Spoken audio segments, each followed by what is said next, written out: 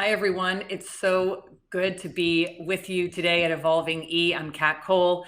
I'm an investor, advisor, former president and COO of Focus Brands, and a passionate advocate for food tech. And I could not be more excited to speak with several of the founder CEOs from GGVC's leading food tech portfolio to dive into what's the latest in food tech, what these great founders and their businesses are doing in the food space, and what you can learn that might be relevant to your investing strategies or the businesses that you're building. And so, Ilir, please give us a quick intro, and then we'll come over to Ralf and Dane. Thank you so much, Kat, and thank you to the team at GGV for having me. I'm Ilir Sela, founder, CEO of Slice. We are the world's largest network of local small business pizzerias, and we lead their digital transformation so that we can make the consumer experience incredibly magical. And fortunate to actually have Kat on our board. So excited to be here today. Awesome. Thanks, Ilir. Ralf? Yeah, thank you so much for having me. My name is Ralf, based out of New York. I'm the founder and CEO of Jokr, a fully vertically integrated online grocery retailer, building the next generation of grocery shopping and delivery, faster, more sustainable, more personalized, and excited to be here. Thanks so much. Dane? Thanks, Kat. Nice to hang out with you and see all the rest of you guys as well. Thanks, GGV. I'm an addict. I believe in startups and small business. I spent my life trying to help small businesses through technology. A little over 2 years ago, I found myself in this world of coffee. Yay! And we are trying to enable them with technology because they don't seem to have any, as painful as that is to hear, which has turned into mobile ordering and distribution and a bunch of other things, which we don't necessarily do well yet, but we're definitely trying our best. And we've got about 3,000 shops on the platform so far. Amazing. Well, I would love to dive right in and first dig into what's going on with the fact that major chains, whether that be in grocery, restaurants, or any type of food space, for the last decade have been spending hundreds of millions, in some cases billions of dollars, to enable their points of distribution with convenience, with technology, and with data that has given them a leg up over small businesses or those that traditionally don't have the capabilities to meet these sort of growing dynamics and expectations of consumers for visibility, convenience, speed, etc. Domino's is one that's incredibly famous that's done this, Starbucks as well, many others. There are also big players in the grocery space that people are unaware of. I'm sure Ralf could speak to that have been doing this more quietly for a very long time, that have given them a leg up on the independents or regionals. So Ilir, I'd love to start with you. When you think about what's going on in the chain space and how there are actually as many, if not more, locations that are small business owners or independent, SMBs, what are you seeing in the landscape for the small business owners? What is the key problem that they have, that the chains have figured out, that you are leaning into helping them solve? Absolutely, and I'll speak to it from the pizza industry example. It's a massive category in the US. It's a $47 billion industry, and 75% of all locations are small business.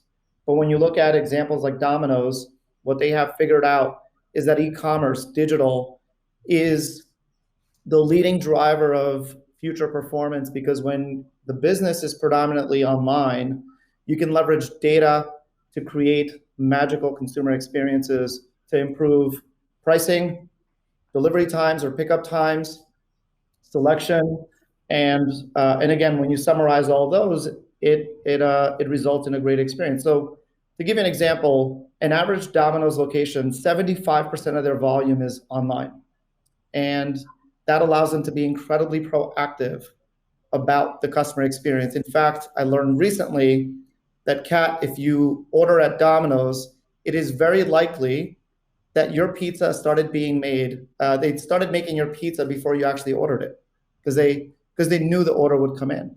So they actually make pizzas at peak hour ahead of the demand, knowing very well exactly that demand will come across.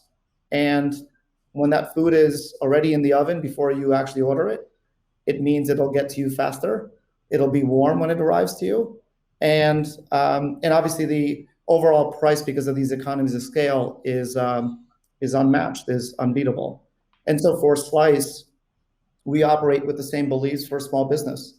We want to lead that digital transformation, but step one is making sure that most of the volume is coming through e-commerce channels where we can influence not only the customer experience, but also the merchant experience and what they need to do in order to deliver a great experience overall.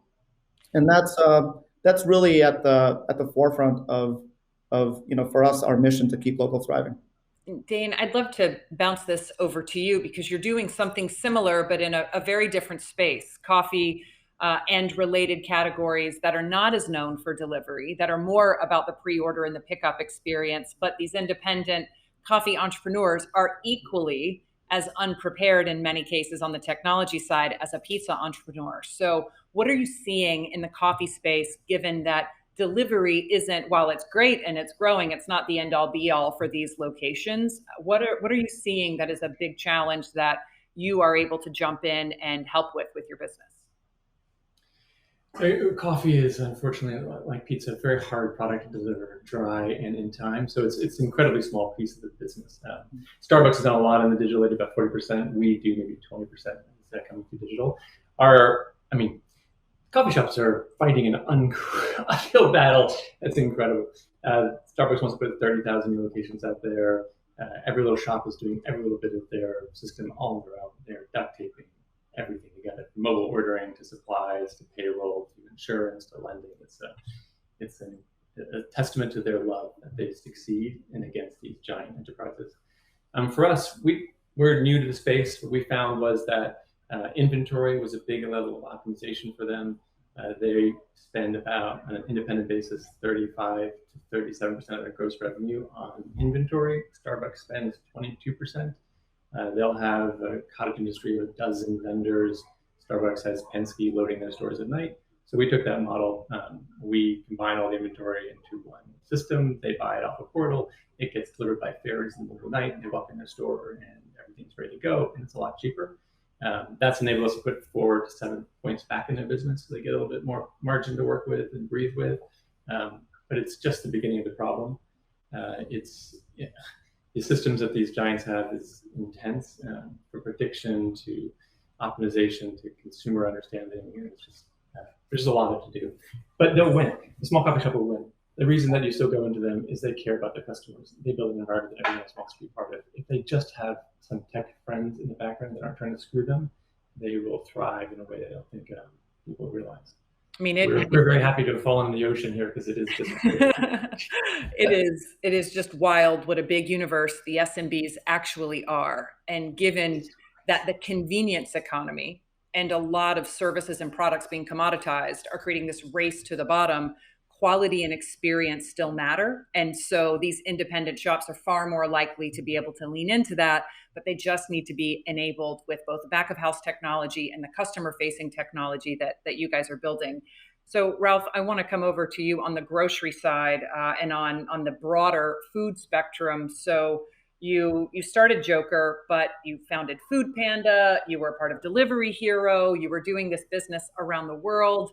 And the reality is the lines of day parts and when and where we buy food for either future consumption or immediate consumption, those lines are blurring between times of day and where we find it acceptable to buy those things. And so I'd first love for you to give those who are watching a little bit of an overview of the trends you've seen converge around the world, since many markets outside of the US have several cities that are densely populated. So you have a lot of these dynamics and trends that have converged maybe a bit earlier in some cases than in the US. So give us some highlights. What have you seen around the world with these other food players in terms of key trends that are still applicable today? Sure, no, happy to do that. And we could probably talk hours about that, but let me try to compress that as much as possible. The first thing is that there are so many broken elements in nowadays grocery offerings and in retail overall, that if we're honest, most of supermarkets and also e-commerce platforms, they're nothing else than a different iteration of an advertising platform. So they work based on a push approach. They're CPGs, larger brands, and those that can afford it, that push their products to the consumer. And e-commerce merchants, as well as like offline retailers, take the advertising revenue or the benefit that they have over the product margin to push out products to the consumer. But there's hardly any proposition out there that is entirely customer centric and based on customer demand. So we're turning it around for the very, very first time and say, we care about what the consumer wants and when the consumer wants it. So that is the first thing that we're trying to resolve, because that is entirely broken with every other player out there, which is again just a different iteration of an advertising platform. And if we then look into what the consumer wants, we have to not only understand what he wants, but when he wants that. So it becomes a question of relevance and a question of time and a question of like the surrounding factors. And that's why the centerpiece of what we are building is actually the catalog. We're reinventing the catalog of defining and creating patterns of what is it and when is it that customers need specific products. And that's where also the sustainability angle is coming from, because we're not stocking up based on what we're getting offered by larger or smaller brands, but we're only sourcing just in time for when it's being demanded by the customer on a micro neighborhood basis, and move the supply also significantly closer to where the demand is coming from. And leveraging that type of thinking, we can open up to the smaller producers and the smaller suppliers as well, because we give them an opportunity to access relevant customer bases without the need of putting like significant advertising or placement money behind, which is the dilemma that they're currently facing in getting into the traditional distribution channels, where some of the smaller, especially food brands, have difficulties of getting into, especially those type of food brands that are now working on creating meat replacements, creating like a more sustainable way of food consumption, which are still being blocked largely by the large CPGs of getting to the customer. So that's like the centerpiece of the Jokr proposition. And we have been analyzing throughout the last 20 years that we as a team are building consumer businesses where customer demand is evolving towards too. And customer demand is evolving towards local products, is evolving towards more sustainability, hyper-personalization, which you can only resolve if you're freeing yourself up from advertising. And customer demand is also significantly shifting towards more instant fulfillment, where even an Amazon same-day delivery would be significantly too slow for nowadays demand generation. And hence we're resolving our grocery deliveries in less than 15 minutes. So I'd love to build on that. And Ilir, I'll come back to you. This idea of being able to use data to help your stakeholders, which is both in the case of Odeko, in the case of Slice, small business owners of these independent operations, and the end user, the consumer. And then Ralf, I'll come to you for Jokr as well to wrap us up on the data conversation. But the idea of e-commerce becoming the dominant way, digital transactions becoming the dominant way people want to at least order.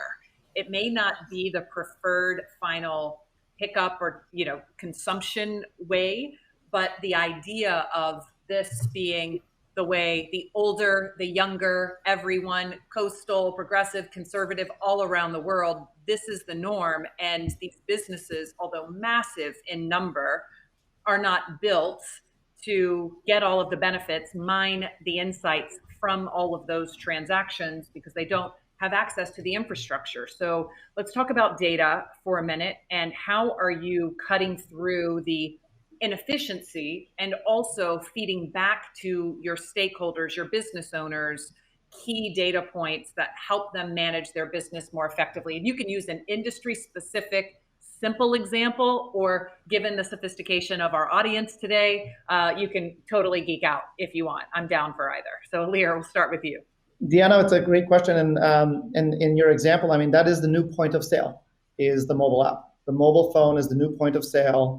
And the consumer expectations are that you will provide to them the selection, the price, and the time frame that sort of matters to them the most in a very, again, personalized way.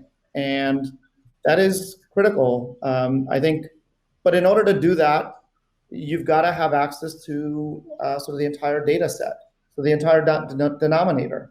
And one of the challenges that most small businesses face is that most of that denominator is offline, and you have no idea who these customers are, what they want, what their ordering behavior is, because everything is reactive. Everything is, customers place orders at pizza shops by memory. It's not because somebody's reminding them. I don't know, when you call a pizza shop and you place an order, do they ever call you back a week later and say, hey, Kat, time to reorder and here's your favorite? It doesn't happen. So step one is getting all of the participants of the ecosystem onto a digital platform.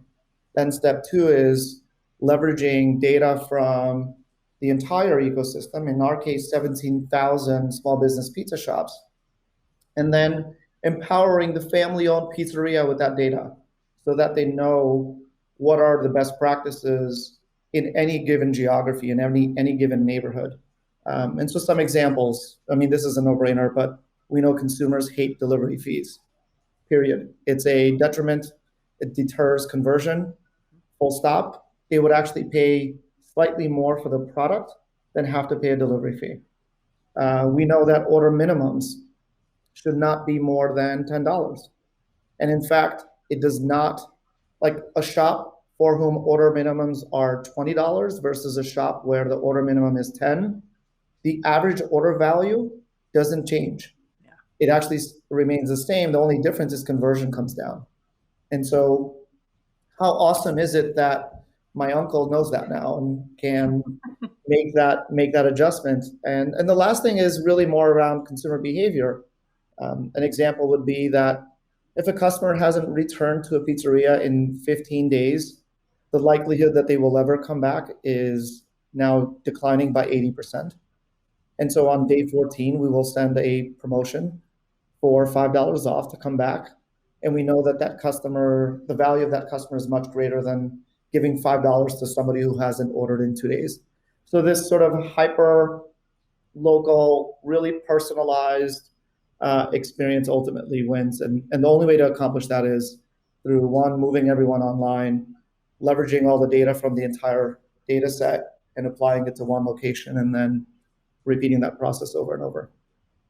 And this idea, especially from front of house or building top line, of helping small business owners see how they can build their sales, of course, more profitably, especially considering delivery fees, is the sales pitch and is the pull that gets them on board. So Dane, I'd love to jump to you, since your solution includes very literal profit building elements for back of house management, COGS management, inventory.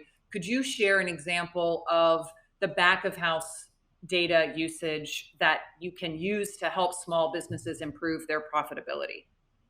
Sure. And we actually started as an AI company. So our original model was to take the register data and scale data from the stores, match it with weather data, street traffic data, and come up with a predictive model. And that is actually surprisingly easy. Humans are very predictable. So we got about 90% accurate week out per SKU per 15-minute unit. So we were able to reshift the buying power, which reduced waste about 30% in same-day spoilage items.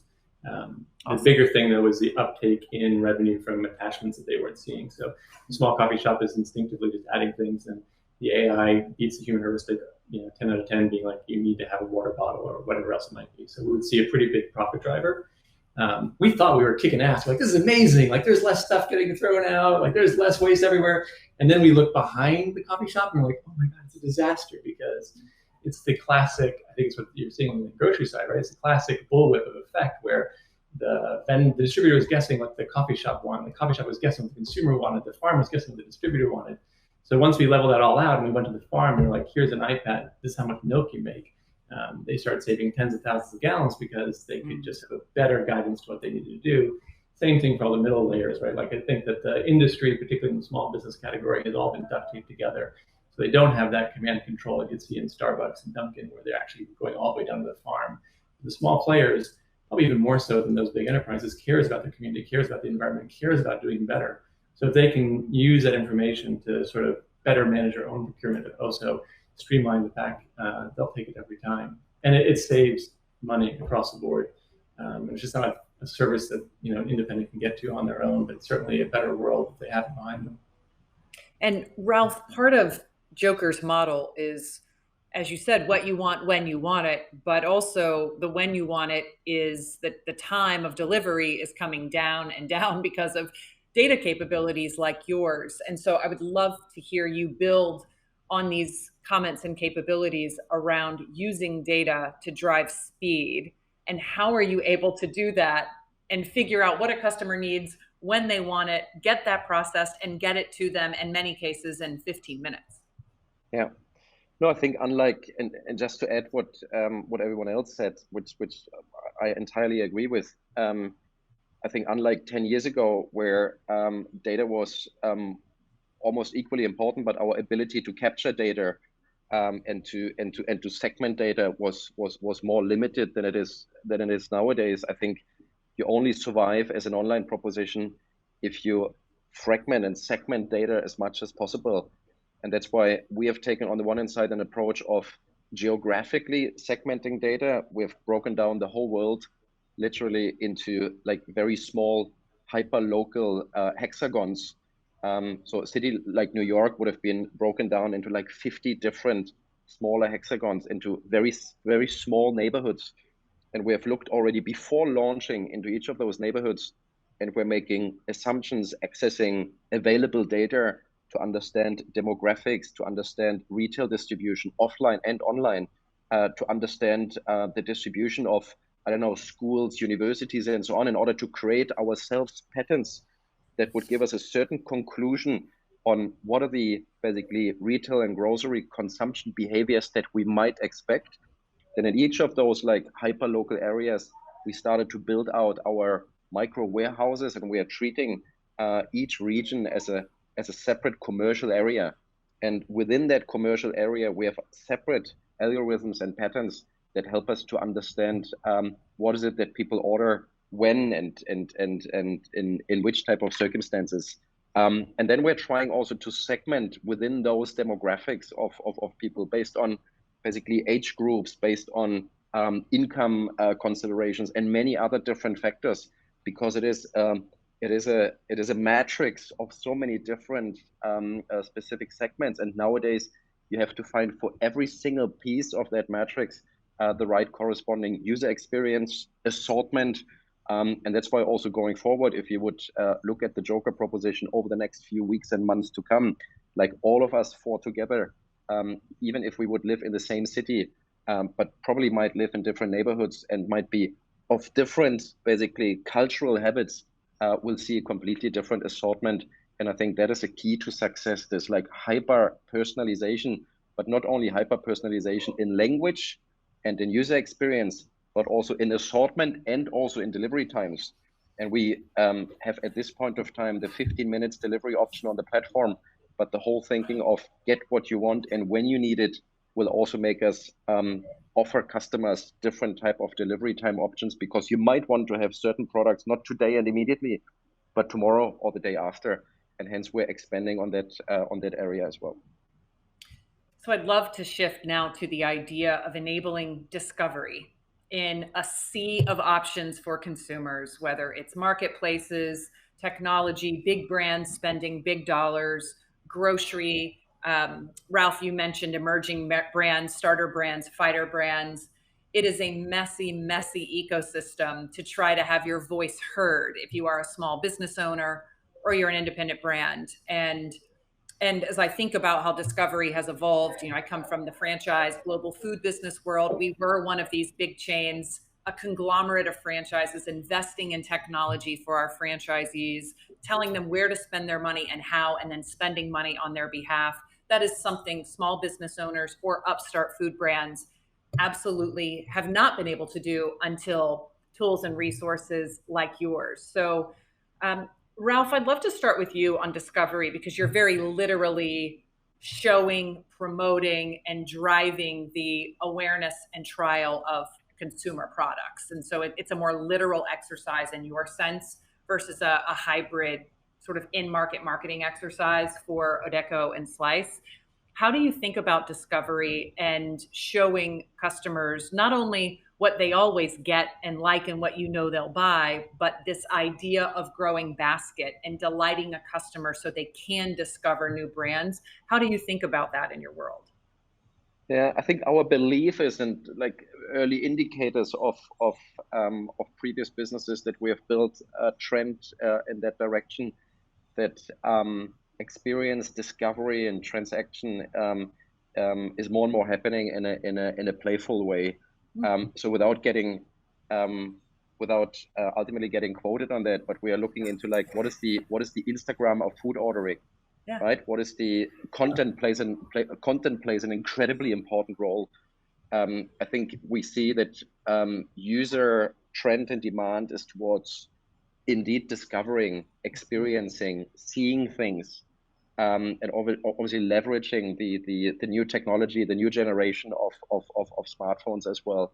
So what we are trying to accomplish, and you will see that hopefully happening as part of our app over the next weeks and months to come, is to make the whole discovery element more playful, more suggesting, and obviously taking into consideration what some of you have said. Yes, building patterns, knowing what customers want, but integrating that in a more suggestive, in a more playful way, and creating the right content around it. And what we have seen also from many different markets, because we have built out the Jokr proposition globally, and we have done so with our previous businesses, Foodpanda and Delivery Hero as well, that especially in some of the, let's say, more emerging markets, shopping becomes a social happening as well, where you are joining forces with other people and you would like to share that and you would like to do that together. And previously, in like the last decade, on the last century, you would have gone with your friends and family to a coffee shop yourself and would have had a coffee together while sitting there. And this like social happening of a transaction is now more and more transferring to the online world. And I think we as platform providers have the responsibility to look into how can we make that, even though it's an individual device, an individual transaction, how can we make that become more of a basically social happening, which we don't do alone, but where we integrate with other people's activities and interests as well.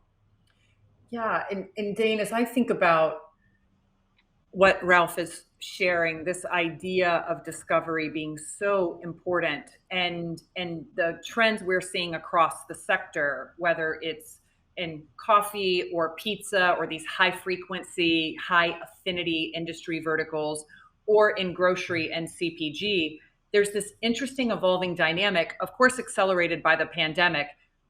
People are getting a little bored with the brands and the things that they've been ordering and seeing. And so it's actually an opportunity to help people discover a new brand, a new coffee shop, a new pizzeria. And of course, people are quite loyal to coffee shops and pizzerias.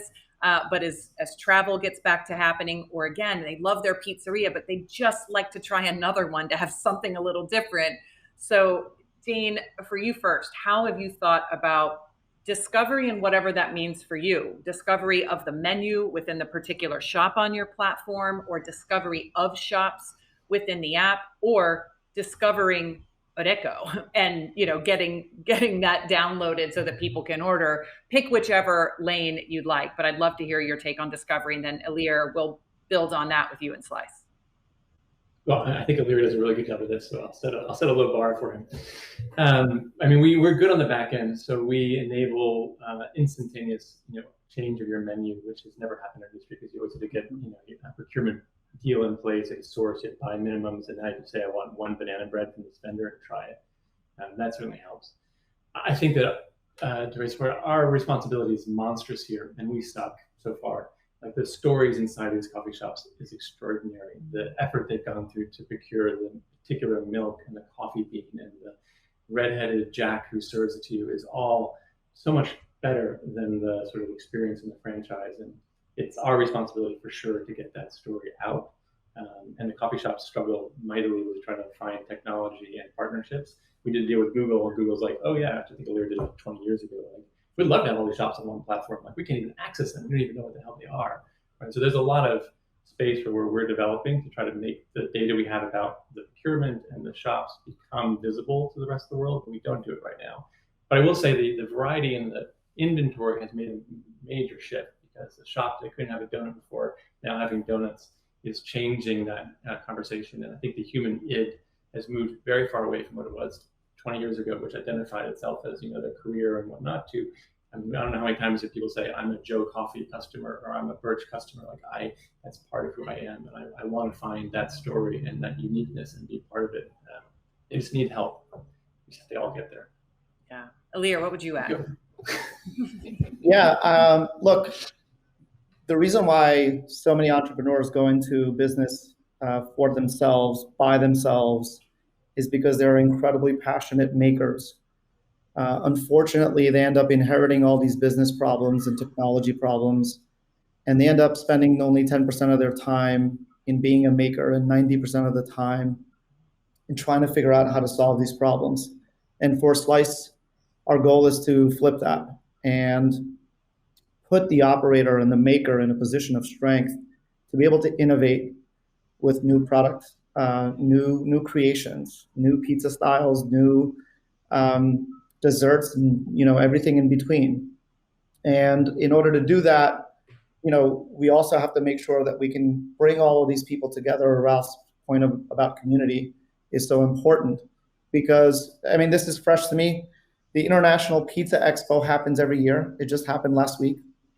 10,000 plus pizzeria owners come together in Vegas in one place, and they share all these best practices, but it's all offline and it's all sort of analog. And so if we can create a platform to, one, solve their business problems, and then two, connect them all together so that they can really make a lot of new products and new creations, and then bring that forward to the consumer, I think that's the best way to solve for discovery. It's not even just about elevating the products that exist today. It's expanding the horizons and the capabilities of these makers to create a lot more new products and creative products for the consumer in the future. All right, so we only have 3 minutes left, and I want to wrap us with 2 lightning round questions. Given that you each founded and now run brands that most people paying attention know, I would call them household names. If not for everyone, they're on their way. And that's a huge responsibility. It's a huge privilege. You have world-class investors behind you with tens of millions or more invested. And so it's a lot of opportunity, big problems you're solving, and big weight on your shoulders. So first, I want to go around, quick answer. What about building a business that is scaling this quickly with this much opportunity is harder than people realize? So I'm going to go to Ralf first. It is harder than people realize, but it's still doable. The question is, for us, not only building a business, which we have done before, fortunately successfully, but also building a business that gives back to the planet. And hence one of our main attributes of the Jokr proposition is the sustainability angle of building a business that is great for consumers, but it's also great to the planet because it resolves on issues that we face nowadays in a more sustainable way.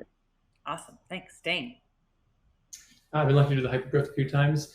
It is an amazing opportunity. I think the hardest part is just balancing, the world needs it and we don't want to fuck it up by going too fast. So somewhere between those two is the right spot. I'm not exactly sure where, but it changes every day. I like to say, you want the wheels to shake, but not to come off. It's really hard to detect. It's really where in the plane you are when you feel that wheels, but yeah. That's right. Some people feel it more than others, sooner than others. Ilir, I tougher would than say people realize. Yeah, it's similar to that. Look, building a business, especially a startup, is a very choppy journey. And we as founders are tasked with some of the most challenging problems, in fact, all of the problems that the company faces. And so balancing that with optimism, because it is still up to us to make sure that people follow us in order to realize the vision that we have, I think that is probably the most challenging part. Not in a not able to do it kind of way, but Sure. Yeah. Here we are talking about how we're changing the future, and this is immediately following a conversation that I had where someone in my company says it's impossible. No, don't say that. Yeah. How do you balance that? That's difficult. Awesome. Well, Yeah. last word from each of you. The opposite side of that coin. What is the thing you are most excited about coming next from your brand? I mean, super quick. What are you most excited about? Ilir, start with you. I'm most excited about unlocking the community layer for our makers, connecting them all through a digital platform in order to continue to improve the consumer experience. Perfect. Dane. I'm given an opportunity to change the world. It's bloody amazing. That's all. Just change the world. Ralf. Taking Jokr global. We're in 10 countries already, and we'll keep on expanding and making Jokr become a synonym of grocery shopping in the future. Amazing. Well, thank you all for your time, for your blood, sweat, and tears in building these companies and brands, and all of the jobs you're creating, the hiring you're doing, and how you're making the world better, literally in many cases, and making such an impact on the consumer space and specifically in our beloved food industry. Thank you so much. Thank you so much. Thank you.